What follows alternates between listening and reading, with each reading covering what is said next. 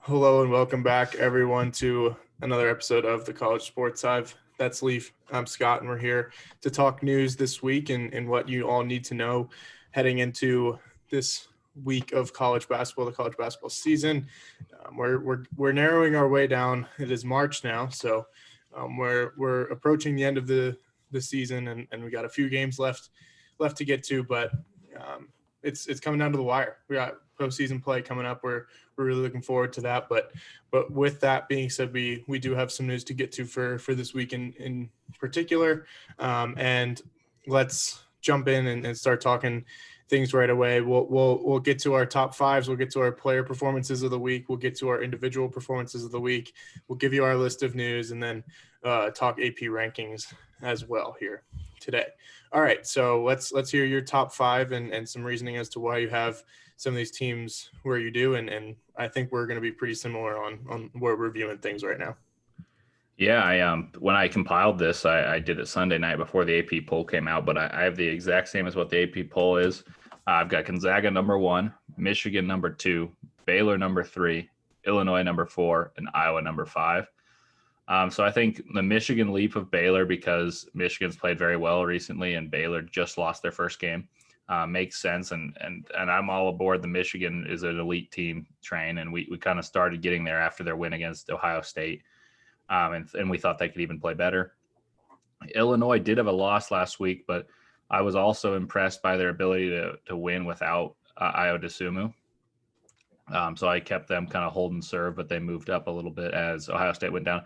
And then the team that beat Ohio State was Iowa, or one of the teams that beat Ohio State last week was Iowa. And they were the only team kind of in that 5 through 10 range that didn't lose. They did lose. They lost to Michigan, but they didn't lose another game or a worse game. So I thought that was a pretty appropriate number 5. And I feel like these are pretty solid top 5 as we kind of come up with the same stuff as the AP, and that usually indicates that it's a pretty clear-cut number 5, top 5. Yeah, I'd absolutely agree with that. I have the exact same 5 teams in the exact same order. Gonzaga number 1, Michigan number 2, Baylor 3, Illinois 4, and Iowa 5. I think kind of all along I've viewed Michigan, Illinois, and Iowa as the 3 best teams in the Big Ten. Ohio State has been able to jump in and out of that position a couple times with a couple losses last week. They've fallen a little bit out of that as of right now, kind of limping towards the finish line, I would say. But I really love what I've seen out of the top 3, Gonzaga, Michigan, and Baylor, even though Baylor did lose last week for the first time this season.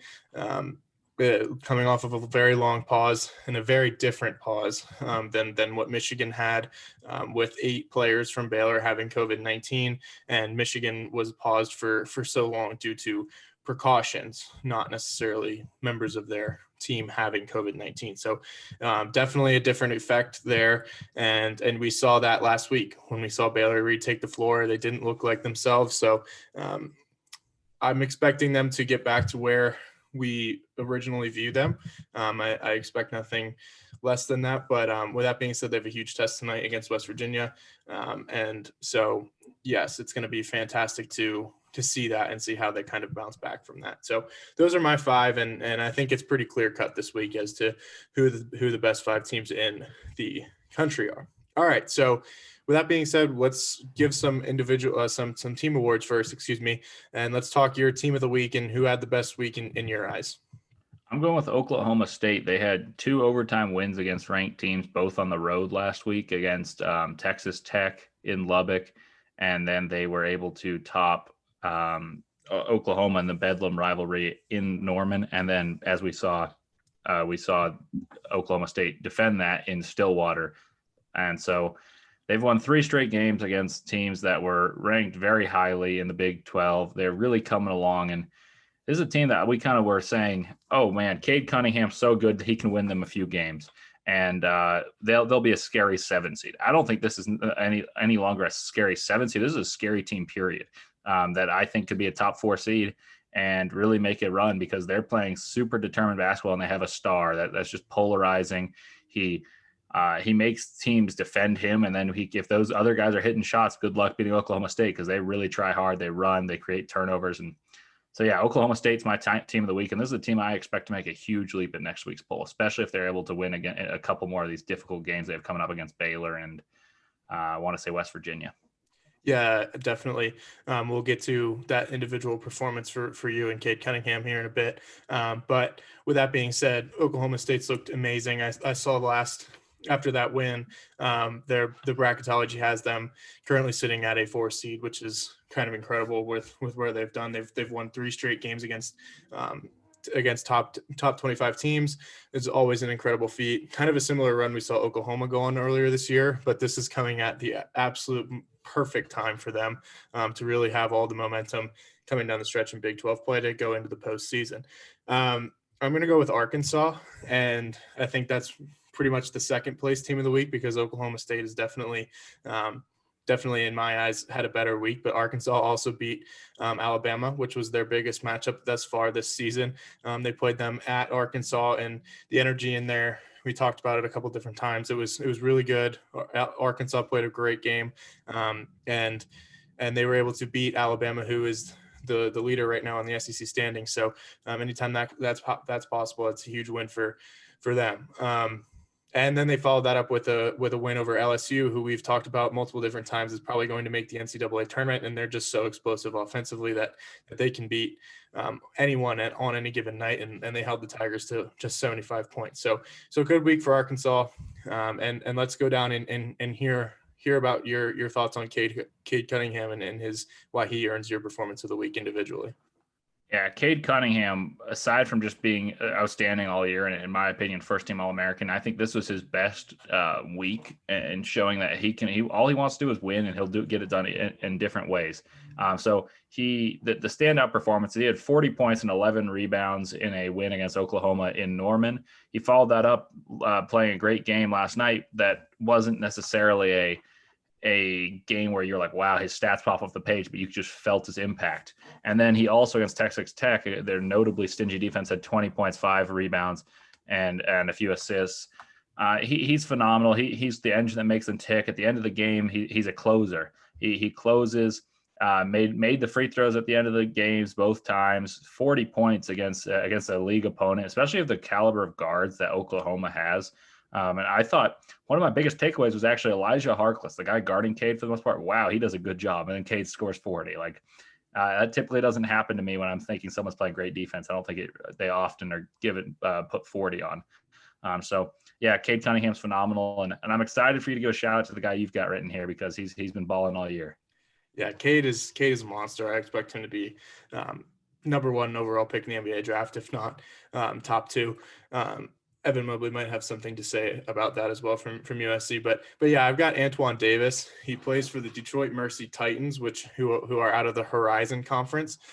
He scored 46 points against Robert Morris and added in 5 assists and 2 rebounds and 2 steals as well. So not only 46 points, but contributed in a bunch of other ways.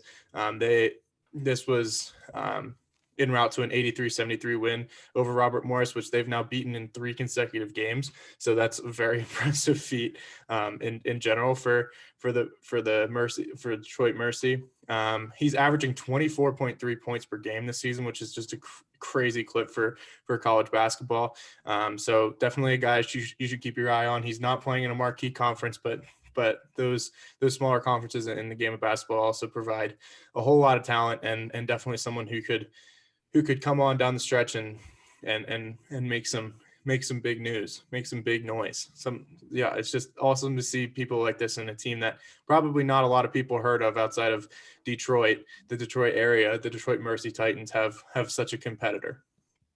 Yeah, I mean, I don't care what league you're in, high school, even intramurals, scoring 46 in a game and leading your team to victory is pretty ridiculous. And then he's top 5 in scoring on the season. So he's doing it consistently. This isn't just a random outburst, not an overtime game or anything. He puts up buckets, and sometimes that's all the basketball boils down to: who can get you buckets. And we're seeing guys like him really thrive and have futures in the league, even if it's small school.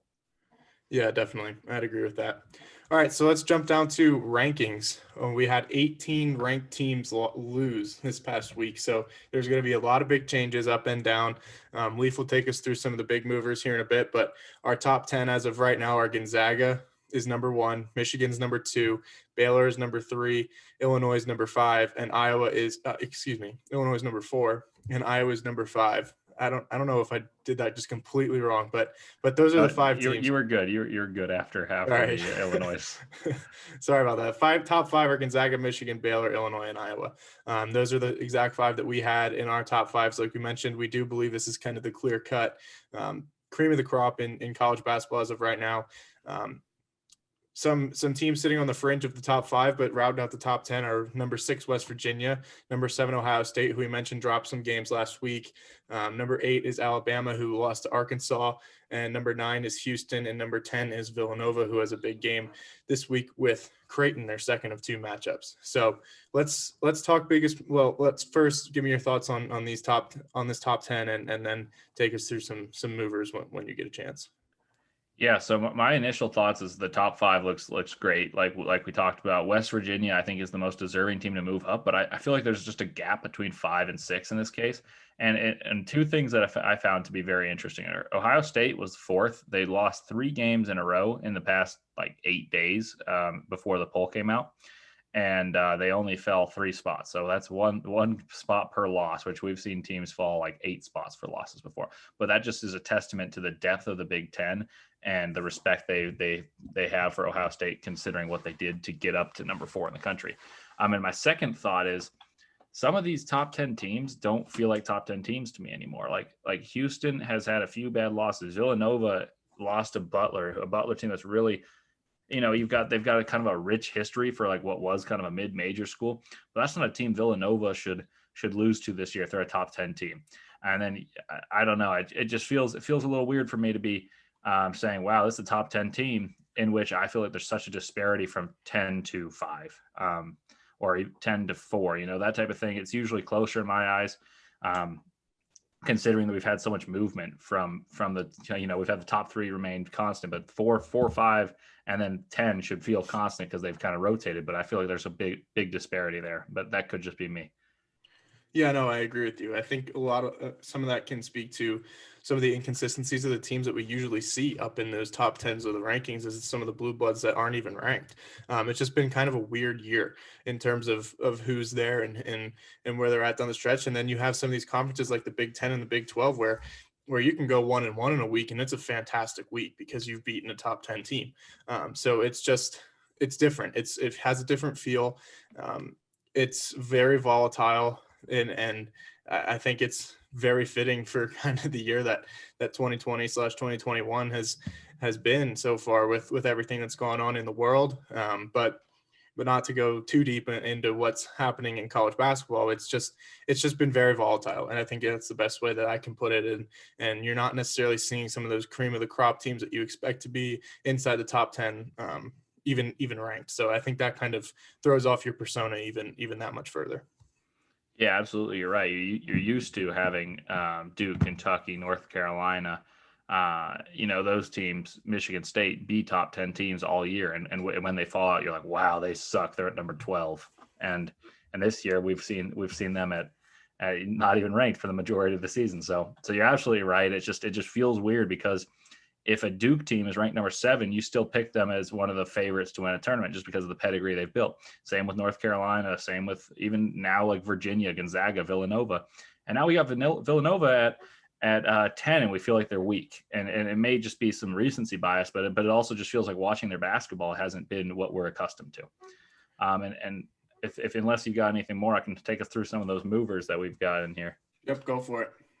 All righty. So the biggest news in my eyes this week, I skipped a line here. Oklahoma State, which our 2 big teams of the week are the 2 biggest movers. We got Oklahoma State up 9 spots from unranked to 17th, and they should, if they're able to win one more game this week, they might crack the top 10. Don't be surprised. Arkansas is up 8 spots from 20 to 12, another team that's bordering the top 10. Iowa's up 4 spots from 9th to 5th. West Virginia up 4 spots from 10th to 6th. And Kansas up 4 spots from 17th to 13th following their big win over Baylor.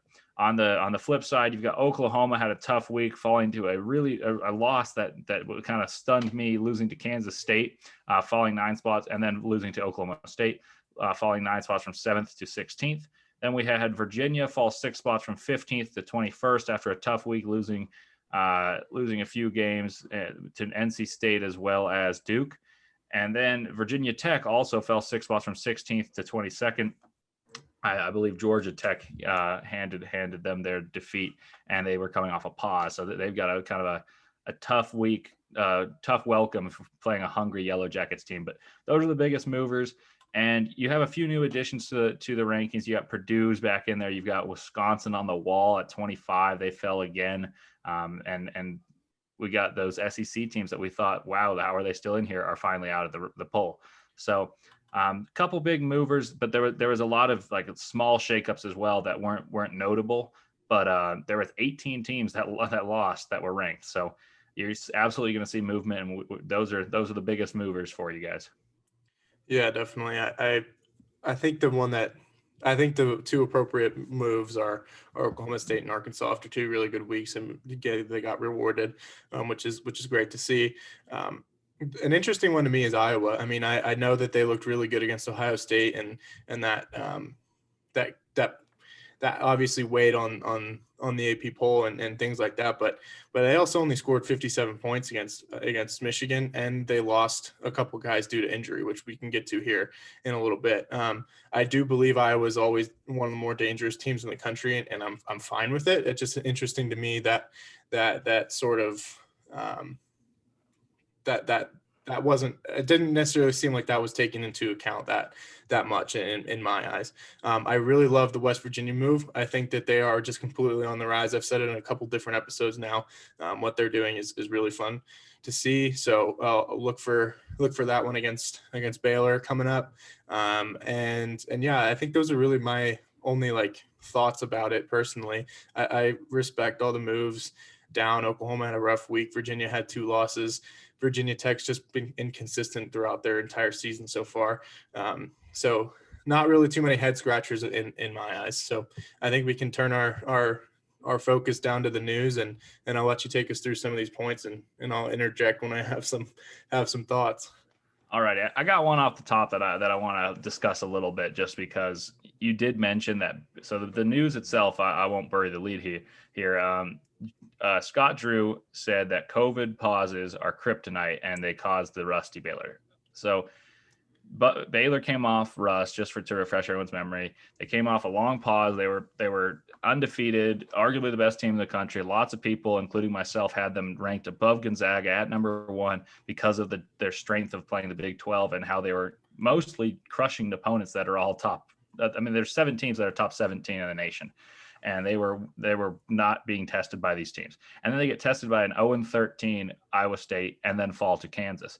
So Scott Drew says it was a kryptonite. And I think you made a great distinction that we talked about off air, and I think a little bit on air in one of our other episodes, is that their pause was entirely different than Michigan's. Michigan feared that there was another strain of coronavirus, and they were able to practice. They had no one get sick. They were practicing, they were running. It's not game shape, but you're doing all you can. Baylor had 8 players get it and then had to go play a game. And as soon as they got off pause, you're not allowed to practice while you're in quarantine. And so I want to, for people who are saying like, oh, Michigan's a superior team than Baylor because they came off a pause and were able to win against a good Wisconsin team, as opposed to Baylor falling to a pretty, I'd say Kansas is a pretty superior opponent to Wisconsin right now. But that distinction, I just wanted to kind of clarify that that's not exactly a 1-to-1 in my eyes. And I wanted to get your read on that as well. Yeah, absolutely. I mean, it's been well documented throughout since this pandemic has started that that COVID-19 affects people very differently. And that's even more the case when no one had tested positive for Michigan. They paused out of just complete just out of an abundance of caution. Yeah, exactly. And so like that's just a completely different scenario for for what happened here with Baylor. You had 8 people test positive for COVID-19.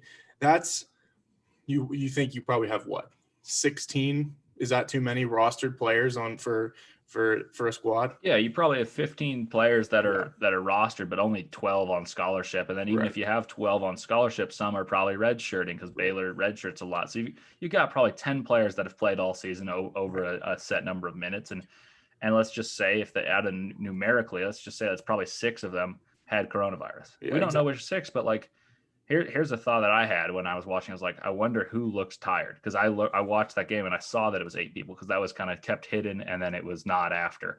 And Jared Butler didn't score, and that's an All-American who didn't score until like 10 minutes left. Am I saying that he for sure had it? Am I saying he got it worse than anyone else? I don't know, but like it's hard to imagine for me that a Baylor team and a guy who scores 17 a game and is an All-American candidate, a first-round draft pick in all odds, just doesn't score. That Davion Mitchell isn't going to be defending at the same level. Like, he was letting people loose. I think that we need to be forgiving of Baylor and let them get back to their points, to the way they were playing. So I just wanted to bring that news up, that Scott Drew saying it's kryptonite isn't an excuse, because I've seen a lot of things on Twitter being like, oh, Michigan got off and had no issues, and they just kept rolling. I wouldn't write Baylor off at all. And in fact, I almost feel like that if they're able to get healthy here, this is a good thing, because I'm no expert on coronavirus. I try my best to stay safe and everything, but you get immunity for a set amount of time. And you know what month it is now? It's March. So if they're immune come tournament time, I don't want to say it's a blessing that they got it, because it definitely disrupted them, but it could be something that is good, and that they don't have to have that worry of, oh man, if we play a conference tournament, we're going to be shut down again, as significant as a worry as that is. Yeah, and I think what you mentioned in that point is huge, is that we're not trying to discredit Baylor at all by saying like, oh, they had 8 people test positive for COVID-19. That's just the sports world that we all signed up for when we came back from this pause. It's the risk that everyone takes when you suit up in a game that you bring fans into the arena.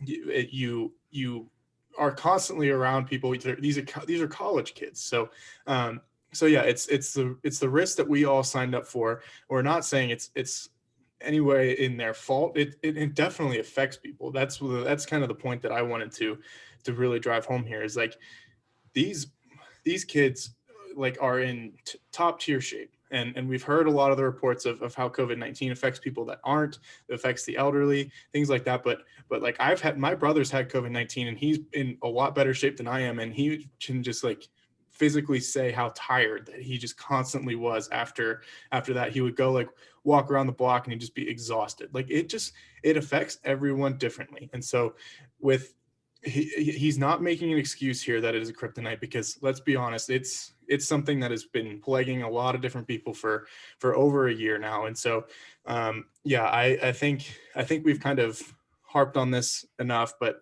definitely it's one of those things where I don't feel like we're kind of dragging on Baylor here for the fact that they have had or have COVID-19. And I agree with you. I think coming down the stretch, like I expect them to get back to the point where they're playing very good basketball, and that might take a few more games. Like we might see them have some more subpar performances for their standard, but that's okay. That's kind of the world that we're living in right now. Yeah, absolutely. And another example, just for people that are big sports fans, is Jason Tatum recently said that he doesn't feel right while playing basketball. He's tired while running early in games, that he doesn't even feel that tired when he'd play a full game in the playoffs. So it's a pandemic. It's once in 100 years. Obviously, this is something to be taken seriously, and we're by no means saying that Baylor is at fault, and we just hope they're healthy and able to play good basketball by the end. And speaking of good coaches with some accomplishments to their name, transitioning from Scott Drew to Roy Williams. Roy Williams was the 5th men's coach to hit 900 wins in his toppling of Leonard Hamilton's Florida State team in Chapel Hill. That was a big win, not only for the Carolina program, but personally for Roy Williams. So props to Roy on that one.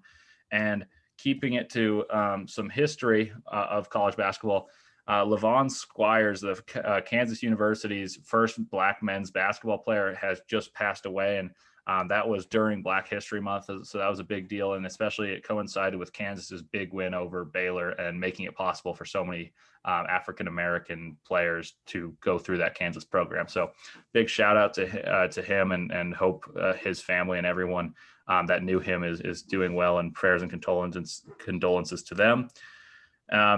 And another sad note here, we've got Jack Nunge of Iowa, who is now at number 5, big contributor for the team. Backup big man has a season-ending knee injury, which is really heartbreaking because the season prior he was out, had to take a medical redshirt due to another knee injury. So hopefully he's able to get going and play again next year, because he was playing at a really high level, and it was a key contributor to that team. And we've got an interim coach. Keeping it in coaches, we've got an interim coach, no longer an interim coach. Isaac Brown took over at Wichita State after the Greg Marshall scandal, and he has now been given a 5-year deal to take over. And he's got his team battling it out with Kelvin Sampson in Houston in the American right off the bat, after losing a ton of transfers once Marshall was dismissed, which is one of the more impressive coaching jobs in America, in my opinion. And you're going to see a little bit of a theme here with coaching. We got Leonard Hamilton of Florida State, one of my favorite coaches. And I will just give a little shameless plug here, is I did a coaches poll, and I highly recommend checking that out and seeing where I had Leonard Hamilton and Roy Williams and Scott Drew, all these people we've mentioned. Fun episode, and expect more of that from Scott and I in our individual segments. Leonard Hamilton got a new 5-year extension, getting the recognition he deserves, and his team will be headed to Indianapolis, and that city of Indianapolis is going to relax some COVID restrictions before the tournaments. That is one I want to get your read on, because when I read that worries me, and I wonder if most people will be like, wow, it's good because we're heading in the right direction, and we are. But I want March Madness to happen so badly, and I almost would rather have 0 fans. I know they're doing quarter attendance and all these things, but I love the atmosphere of fans, but I'd rather have March Madness than no March Madness, and this feels like a risk to me. Yeah, I mean, it's definitely a risk, and I think that's kind of the battle that we've been struggling with ever since sports resumed from when everything shut down due to COVID-19. It's hard. It's hard to find the right balance, and I think balance is the key word. And yeah, it would absolutely be devastating if something like this were to lead to March Madness not happening, the Big Ten Conference Championship not happening, because that's just a tremendous tournament that's bound to provide a lot of phenomenal matchups. And so, yeah, a lot of opinions, a lot of thoughts. I think just my biggest thought is I would definitely be upset if it were to hinder any of that happening in any sort of way. But with that being said, we've been dealing with this balance since the resume to sports had happened. We've seen it in a lot of different sports. There was a lot of fans at the Super Bowl. There was fans at national championship for football, excuse me. And yeah, it's just kind of been the balance that we've been trying to find. I'm reading reports that the SEC is going to try and have full sellout crowds and come football season. And so this is a trend that people are wanting to have, but like, all you can say is just continue to exercise caution. There's new strains of the virus out there that can completely destroy all the progress that we have made over the last few months. So I guess that's kind of my just overall thought is definitely hesitantly, very emphasis on the hesitant, but also you can't help but be a little bit optimistic at the same time. Yeah, I'm right there with you. And keeping it on the vein of a tournament, the NIT, which is the tournament, for those of you who don't know, where teams that just missed the bubble of the NCAA tournament, or and sometimes they always get one at-large bid per conference. For the teams that win their conference but do not win the postseason tournament in their conference, they get an automatic bid to the NIT. But this is interesting because the NIT is down to 16 teams that will be played in Texas. So there will be some teams that would have probably been having a tournament to play, whether it be the national tournament that we speak of as March Madness or the NIT. Some teams will be left out this year due to COVID. This is just a precaution. And last bit of news is Louisville's Malik Williams just returned and was starting to provide a spark for Louisville, and he re-injured his foot and is out another 4 to 6 weeks. This is really, really sad news because he's a senior that was working so hard to play that crunch run and revitalize this Louisville team that really needed some upfront help. So I'm sad for him and also just sad for the Louisville team in general, because that's a team with a lot of talent that just seemed to be missing a defensive anchor that he would be a perfect piece for. So that is kind of where our news has us. And is there anything more that you want to add, or we kind of heading up, wrapping here, and then heading over to watch some great basketball?